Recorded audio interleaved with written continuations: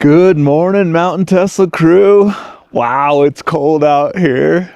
It's like January 22nd or something like that, and we finally got a little bit of snow, as you can see here, out on the 30. Give you guys a quick look around here. It's been really cold. Yeah, it's been chilly. So I've got some things I wanted to talk to you all about. So I went on a trip to North Carolina with my Non-Foundation truck. That's this one here, the black one. And I had a lot of issues charging with this truck, guys. It only seemed to really charge on version 4 chargers.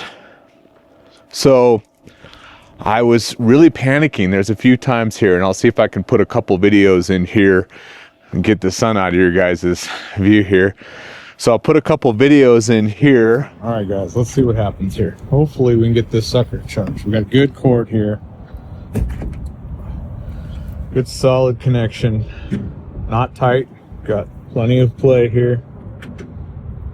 Looking good. Oh, and we got a disconnect. Again, guys. Again. This truck will not charge. This is horrible. Charging stopped. Charging equipment not ready. See equipment instructions for charge. You gotta love these version 4 chargers. You know, they remind me of Optimus, the Tesla's robot. Does anybody else see the resemblance? I don't know what it is. But I gotta tell you guys, the one thing on this trip is my Cybertruck does not like version 3 chargers. I'm battling them every time, but I come to this place, to these version 4s, and bam, no problem, ever. Never had a disconnect. Some of the challenges I had keeping this truck charged on my trip, and I even had a strange gearbox error message come up, and I thought, oh my goodness, I'm all the way out in North Carolina, 3 days of driving, and I'm having issues with the gearbox.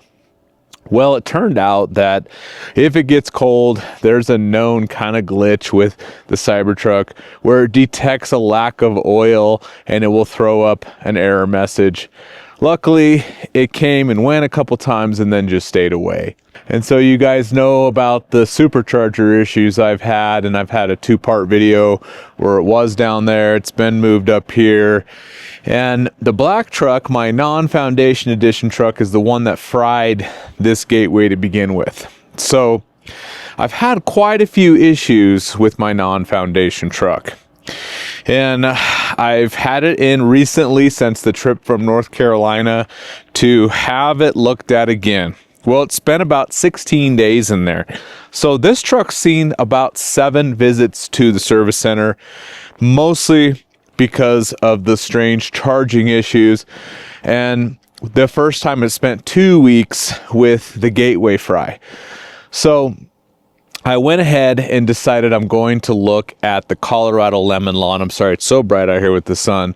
And Tesla has been great. Okay, guys, my friend Chris has a Ford, and he had so many issues getting Ford to stand behind their product. So many problems with this first Ford that he had to hire a lawyer and sue them. Then they finally gave in and said, okay, pick any Ford on the lot. So he went and got a different Ford. Well, it wasn't any better. If it rains, the Ford freaks out. Like, they don't seal their Molex plugs properly. I don't know. Ford's having a lot of reliability issues. And unfortunately, he had to hire the lawyer again. Well, Tesla hasn't done that. Tesla is not saying anything. They've actually went ahead and started the buyback process on this Non-Foundation Edition truck. I'm waiting for the final numbers from them to see what they're going to give me, because I have the wrap on it. I have a lot of accessories I've put on it, and I'm going to share with you guys how well Tesla is taking care of me on the buyback of this truck. And it's got some strange sounds that come from the dash that are like whooshing sounds, almost like there's something going on with the refrigerant.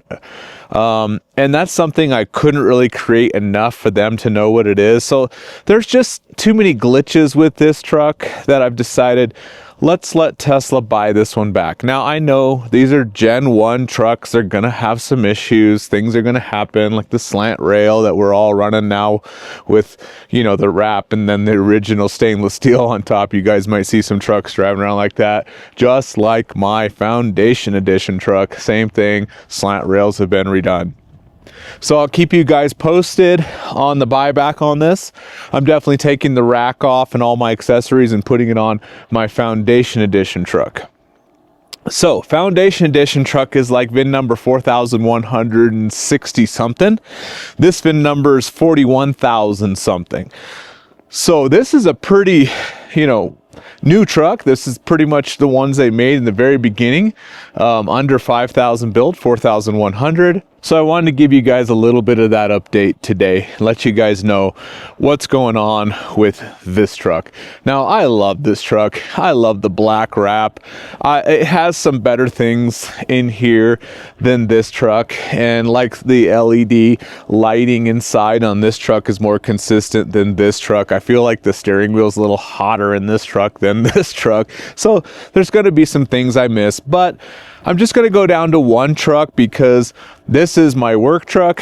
This was my play truck. I used to have this be my work truck and my work truck for my service tech, as some of you may have been following. But we've pulled this truck out because when this truck went in for the slant rail replacement and the tonneau fix here for the leak, we had to take the rack off. And guys, I have to tell you, the Cybertruck rack, you just cannot put this thing back on without completely rebuilding it. We tried to put it back on, and we ended up just messing up the wrap, just slipping, sliding. I would not recommend the Cybertruck rack. I actually had to throw that $3,000 rack away. It was damaged. I was getting very angry, and it was nothing like this Urander rack that I was able to take off this truck and put right back on.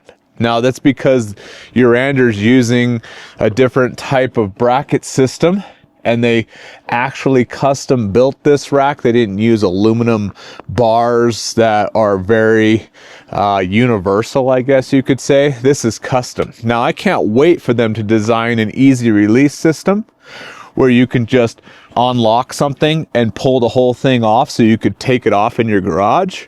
This was still a little difficult to take off with the bolts, but that would be my recommendation to Urander. Let's make one that has an easy release system. Of course, that can be locked, but easy release so I could take this on and off in my garage with a pulley system. But needless to say, this one I've already taken off and put back on, and the Cybertruck truck one, no way. Sorry guys, would not recommend it. Okay, I've already got some meltage on the glass here, guys. I wanted to show you guys, I was going to do a video here, and I don't want the sun to melt at all yet, but I have a thermal camera, and I want to show you guys the heated windshield wiper. There's a lot of debate. Does the windshield wiper itself get heated, or is it the glass? Well, we're going to find out. So let's go jump in here, because I can see the sun's already melting it.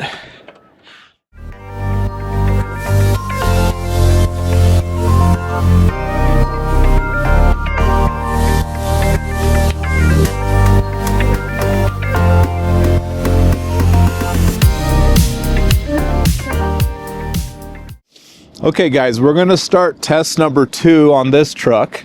Not directly in the sun, but the sun is above.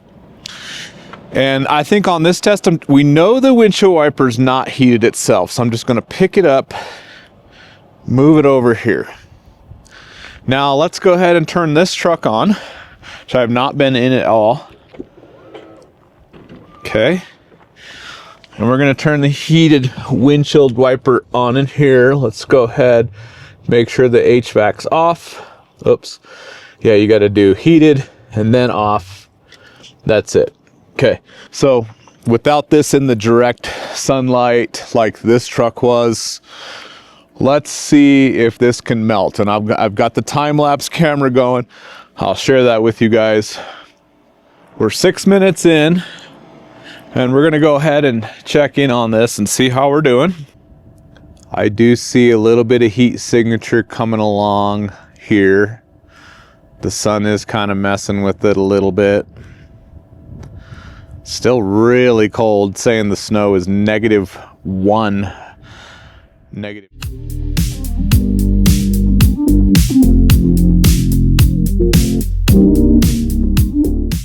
Okay, I've got the Foundation Edition truck parked in the shade now. You can see this side doesn't get a lot of sun.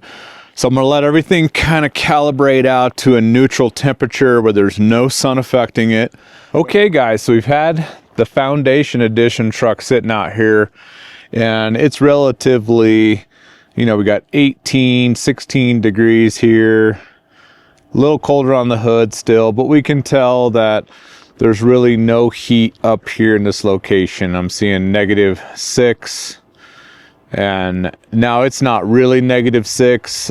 It's having a hard time reading the glass to be accurate, but you can see there's really not much of a change here along the glass. So we're gonna go ahead and start our test. But let's also take a look at the mirrors. The mirrors should be cold, which they are. I see nothing here. We'll take a picture of that. All right, okay guys, we're 5.5 minutes in. Let's take a look with the thermal camera and see what we can see here. And we're gonna do a little bit of different fun rainbow color here. Oh yeah, significant change here. Hope you guys can see that. And I'm gonna change this back because that might not be the best to use here. Okay, there we go. Okay, we're actually seeing some positive temperatures here. And you can see the little squiggle I was talking about up there. Okay, let's see what the mirrors are looking like.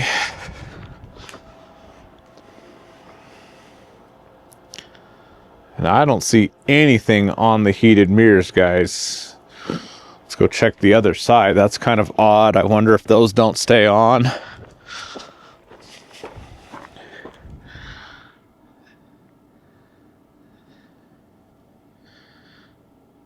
Yeah, I'm not sure if the mirrors are actually working. Let's check inside the cab to see if they have turned off.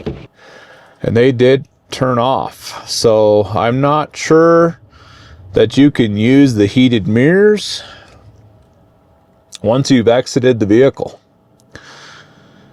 which is interesting. So the heated mirrors may only operate with the defrost system. So we're going to try this. We're going to get out and we're going to close the door. We're going to see if they'll just turn off.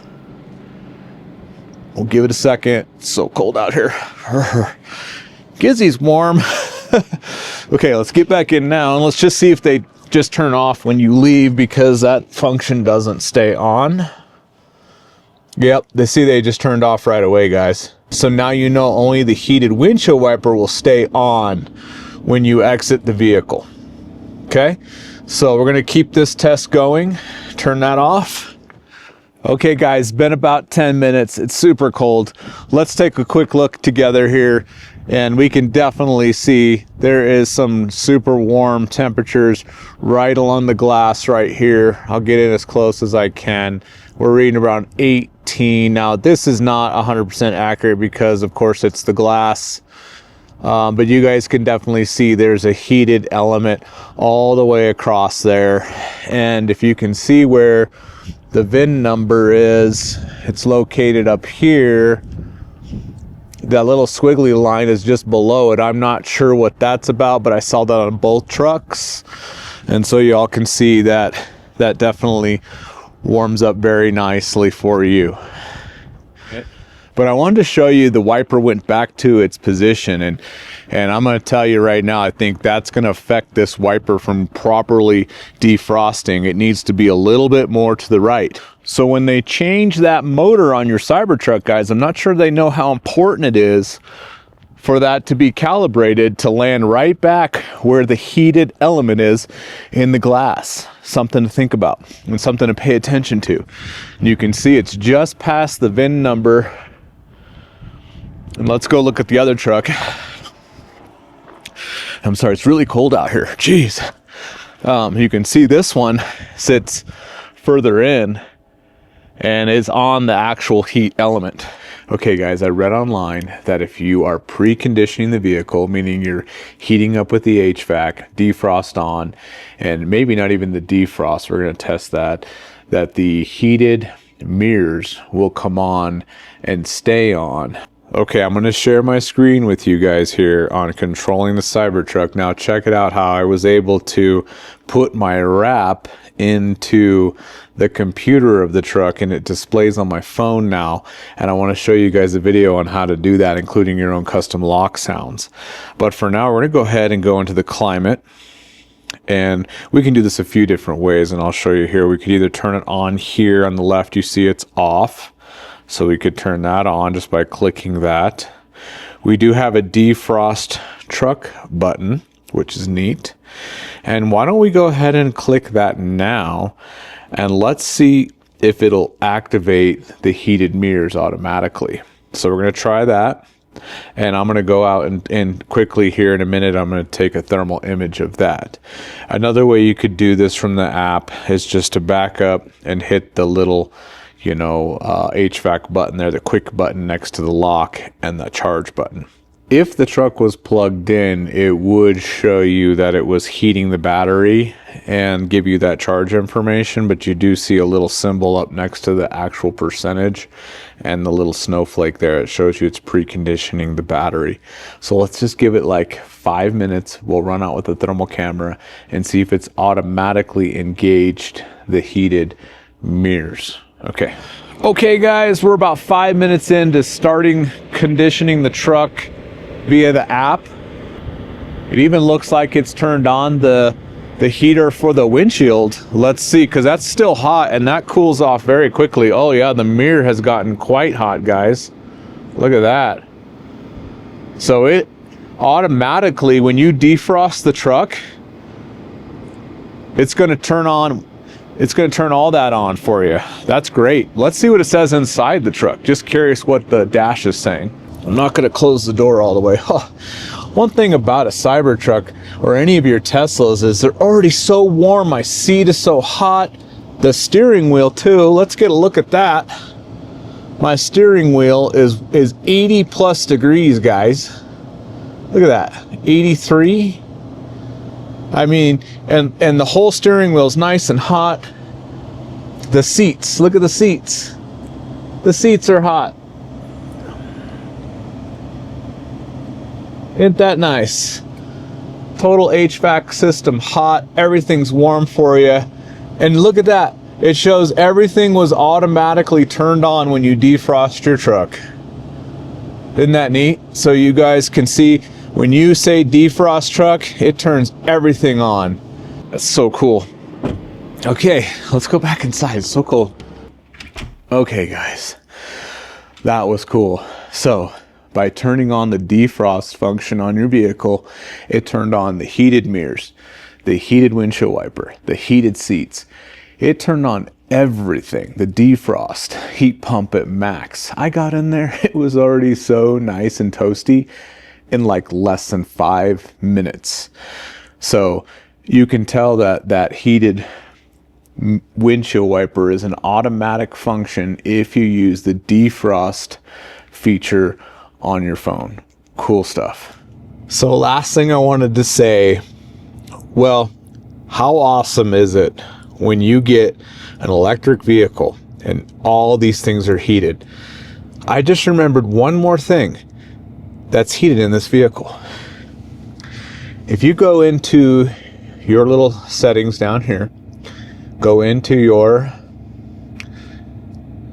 service, and you're going to see here a charge port heater. Let's see if I can get you close. Look at that. Let's say your charge port seems to be frozen. Click that and the door will be heated. Now this may also be automatic on a defrost mode, But just so you all know, there's another heater location inside the service menu under the charge port heater. Okay, one last test because I know you guys are going to ask for it. How about the charging port heater? Let's take a look now with the thermal camera. Let's see if there's any noticeable heat. I'm seeing around 15 degrees. No noticeable heat. It's calibrating. Okay, now let's go in and let's turn on the heater. This truck's just been sitting. It's not plugged in. And let's go ahead and go into our settings here and go to your service and go down to the bottom and hit charge port heater. Now, I don't know if this is going to stay on when we get out of the truck, so let's test that first. Let's get out.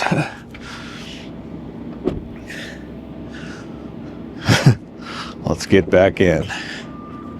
Did it stay on? It did stay on. So let's see if that will stay on. And we'll see if we can see any difference in temperature. Let's give it a few minutes. Let's come back and see. And honestly, let's open the charger. It's definitely warming up in here. I see a 44 degree, 40, 50. So is it actually heating the charger itself? And we're going to find out here in a minute. Let's come back after a few. Okay guys, it's been about 5 minutes. We're going to give this a look here with the thermal camera and see what we can see. And let's see if we notice the charger being hotter. It's calibrating. It seems like a little hotter here compared to the surrounding area. Let's open it up. Oh yeah, we're definitely hot inside here. So seeing temperatures up over 96. So that's getting really warm in there. So I did a little research on this and it looks like this is primarily for pulling a charging cable out that could be frozen inside during overnight cold weather. It froze, got some water on it. I also found research said that during defrost truck mode, this will also get warm and make sure that you can easily pull out the charging cable on your truck. Isn't that cool, guys? And then let's see if it's still on inside here in the service menu, even though nothing is on inside the truck. And it is. You get the heated windshield wiper, you get the heated mirrors, you get the heated steering wheel, you get the heated seats, front and rear, and you get a heated charge port. Am I forgetting anything? Other than the fact that this vehicle is completely comfortable to get in less than 5 minutes. So many people out there with their combustion vehicles and their little key fobs and starting it, and you see all the fumes coming out of the tailpipe. Now you can't do that in your garage.